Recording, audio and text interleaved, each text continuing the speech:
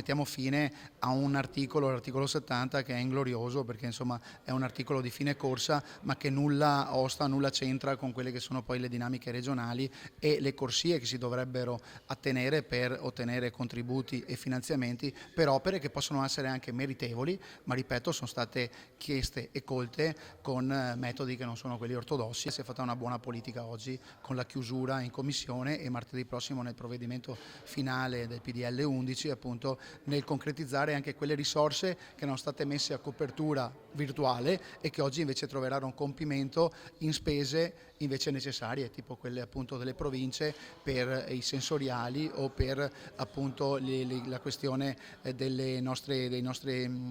lavoratori nell'attività boschiva e quindi che hanno chiesto e ottenuto ovviamente risposte positive dalla Regione. Non possiamo che accogliere favorevolmente questa revisione che peraltro viene incontro a due nostre richieste. Una, la più importante, che si assicuri a tutti i disabili sensoriali la possibilità di avere degli assistenti nelle scuole del Veneto, e la seconda che si dia una sicurezza ai lavoratori forestali del Veneto. Abbiamo chiesto che non vi siano conseguenze per alcune promesse che la maggioranza ha fatto, alcuni della maggioranza hanno fatto in campagna elettorale sulla base di quell'emendamento, perché si sono create delle aspettative che non potranno essere soddisfatte e non vorremmo che ci fossero dei risvolti giudiziari. Abbiamo abrogato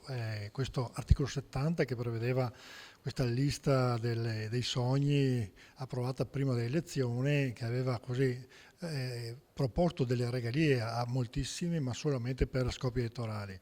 Noi abbiamo con serietà approfondito questo argomento e crediamo che quelle risorse devono essere impegnate su questioni che oggi hanno una particolare urgenza di avere delle risposte. Non è detto però che all'interno di quel grande elenco di